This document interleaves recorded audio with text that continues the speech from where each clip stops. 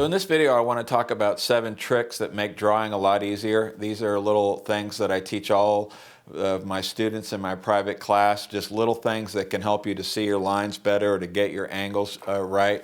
And I have a complete workflow, and it's in another video called How to Draw in Proportion, and you can go look for that and search for it in my list of videos that I've made in the past. And I also have another video that covers the topic of looking for shapes, which is actually the very first trick, so to speak, is to look for shapes instead of trying to see the object itself. You look for shapes in the object, like you can see here where I've illustrated a few. So that's number 1, and I'm not going to discuss that one too much because I have a whole video that covers that, and I'll put a link to that one and the other one, How to Draw in Proportion, in the description of this video. But now let's go to the second one. See shapes easier by visualizing silhouettes. Now in this case, what you can do is, let's say that you're looking at something like this shape here, and if you look at it, you can see it as a pointed spear. Instead of looking at it as a shadow, on a table, instead visualize it as a pointed spear. Or in this case, you can visualize this shape as, say, a fish, or the body of a fish in silhouette. And when you do that, it kind of flips your brain and gets you out of that that way of looking. And that's what all these tricks are about, is getting your brain to stop trying to see the three-dimensional object, and that's where all the optical illusions start affecting how you see things, and instead just trick it so that it sees something different. And in the case of these silhouettes here that I just mentioned, you can't help it. And if I say draw this little silhouette on a piece of paper, it's a lot easier to do than to try to say draw the curve on a vase or whatever it is. So let's go on to the next one. Number 3 is visualize shapes as a satellite image. And this is something I thought of a couple years ago, and also it's something I teach in my private class to my students. And that is, if you look at a pattern, or you look at even, it can be anything, a shadow on somebody's cheek, and if you can just, again, flip your brain to think about it as a satellite image, now your brain is thinking two-dimensional, and now you're thinking, just flat image taken from above where everything is, there's no optical tricks. And it's a lot easier, for instance, to draw, this shape of an island instead of, the shape on the side of a vase or whatever.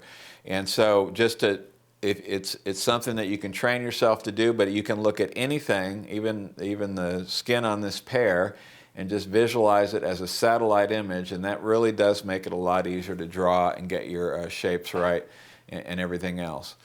Okay, let's go to the next one. Put a ruler under it, and this is just a real simple thing, and it's something, again, that I'm always, I think this is maybe the one I pull out the most when I teach people in my private class. They'll do their drawing, and a lot of times it'll be like the ellipse, like maybe the bottom of a bowl or something, or a curve sitting on a table.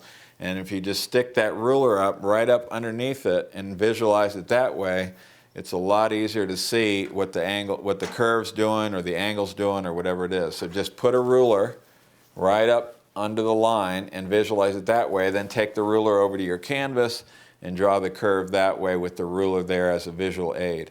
And that really makes a difference, because the moment you put that ruler up there, now you're seeing it as just a two-dimensional curve, instead of trying to see it as the bottom of the bowl and where all the optical illusions come into play.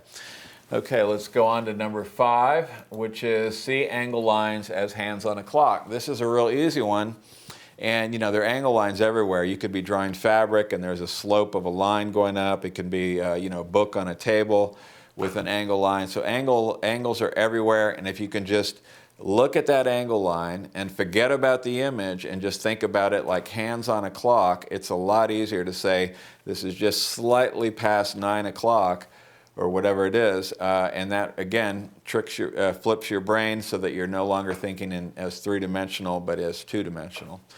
Okay, 6, use a proportion divider or the like to measure angles. And this is an old one that I've taught for a long time, but if you have a proportion divider, or really just 2 straight sticks, with a screw through it so that you can, move them like this, then you can hold this one vertical and this one picks up the angle. You can pick up an angle of a book, cloth, anything you want. So that's one way to do it. And you can also do horizontal. So you could have this one be horizontal, and then this one pick up an angle. Angle of a building, or anything. So use a proportion divider or a couple sticks, and that's a real easy way to measure angles. When you're painting, books on a table or anything on a flat plane, that's when those angle lines are really important. And if you get them wrong, then things look like they're not sitting flat on the table or whatever.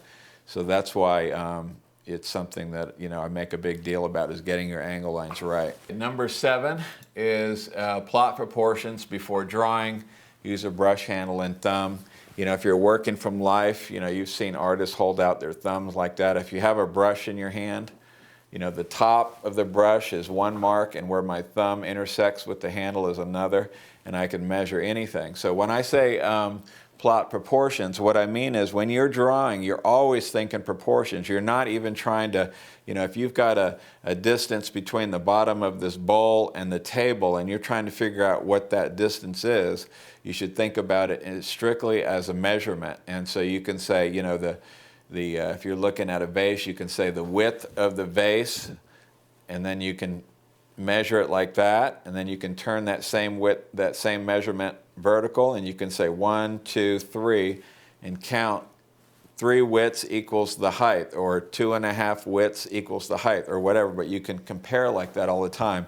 But the point of this, of plotting proportions is that's what, when you're drawing and you can see it, even if I'm drawing freehand and I'm painting somebody's, portrait, I'm going to put a mark where their chin is, I'm going to put a mark where the top of their head is, and the nose I'm going to measure from the bottom of the nose to the chin, and then I'm going to compare that, and I'm going to say, okay, it's slightly, the bottom of the nose is slightly less than halfway, and then I make a mark there. And that's how I'm determining my positions of everything, is by measuring and plotting points, not just by freehanding.